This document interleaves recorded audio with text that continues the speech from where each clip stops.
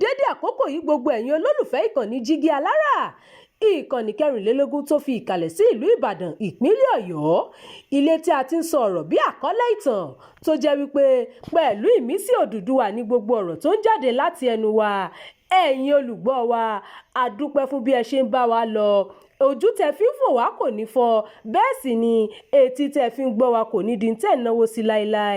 Abdulkareem Nimot ni oníròyìn yín.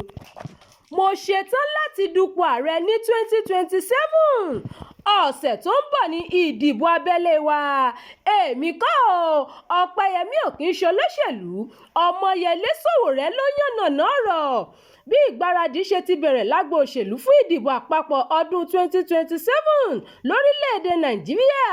Ajìjàgbara àti olóṣèlú Omoyele Sowore náà ti fi èròǹgbà rẹ̀ láti dupò ààrẹ ilẹ̀ yìí ní 2027 o. Tẹ́ ò bá gbàgbé, Sowore du ipò ààrẹ Nàìjíríà ní 2019 àti 2023, ṣùgbọ́n ipò náà kò bọ́ sí i lọ́wọ́.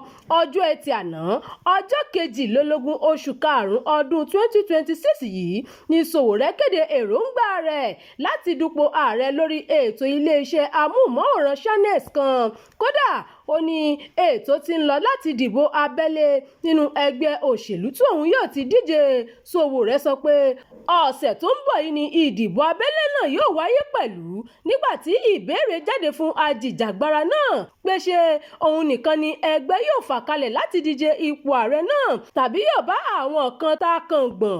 Omoyele Sowore dáhùn pé ẹ jẹ́ kí ẹgbẹ́ pinnu lórí àwọn olùdíje rẹ̀. Sowore fi kún àlàyé rẹ̀ pé ó yẹ kí àwọn ọmọ Nàìjíríà dán ìjọba mi wò yàtọ̀ sáwọn olóṣèlú tó ti ń bá a bọ̀ tipẹ́ tí wọ́n mọ̀. Nígbà tó ń dáhùn ìbéèrè lórí ìdí tó fi rò pé ẹgbẹ́ òṣèlú tiẹ̀ dáa ju tàwọn Tinubu, Àtíkù Abubakar, Peter Obi àti bẹ́ẹ̀ bẹ́ẹ̀ lọ, Sowore sọ pé àwọn wọ̀nyí ti já ọmọ Nàìjíríà kulẹ̀. Gbogbo àwọn tí òun dárúkọ yìí ló kó Nàìjíríà sínú òṣì, àìsí ààbò, ìnira, ìbànújẹ́ àti ìpayín keke tí wọ́n ń kojú. Ṣé ò tún fẹ́ kí Nàìjíríà tẹ̀síwájú nínú yíyan àwọn èèyàn sípò tó bá wù wọ́n ni kí wọ́n tún lè máa jìyà sí, àbí kó wá di pé wọn kò ní tẹ́tí sí àwa tá a ní ọgbọ́n tó lè gba orílẹ̀-èdè yìí sílẹ̀. Sowore tẹ̀síwájú pé òun díje lọ́tẹ̀ yìí láti jáwé olúborí ni. Ó ní nǹkan ti yí padà o, ìgbà ti le ju ti tẹ́lẹ̀ lọ lórílẹ̀-èdè yìí. Àwọn ọmọ Nàìjíríà náà wá ìlànà ọ̀tọ̀ọ̀tọ̀ yàtọ̀ sí ohun tí wọ́n ti ń bá lọ tẹ́lẹ̀ nípa ìlànà ìforúkọsílẹ̀ lọ́nà ìmọ̀ ẹ̀rọ tí àjọ elétò ìdìbò ilẹ̀ wa INEC gbé kalẹ̀ fún àwọn ẹgbẹ́ olóṣèlú.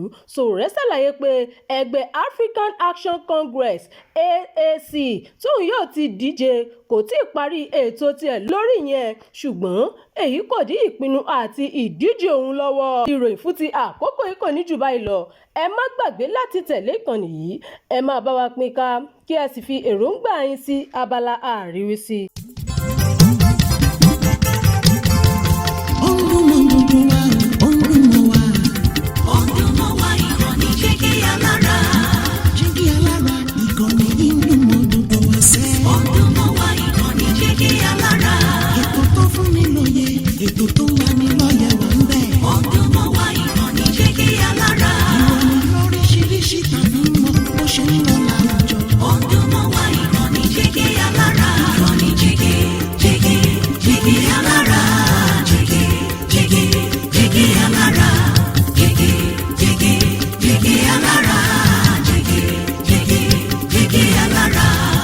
Ìkànnì Jígí Alára 24, bàbá gbogbo.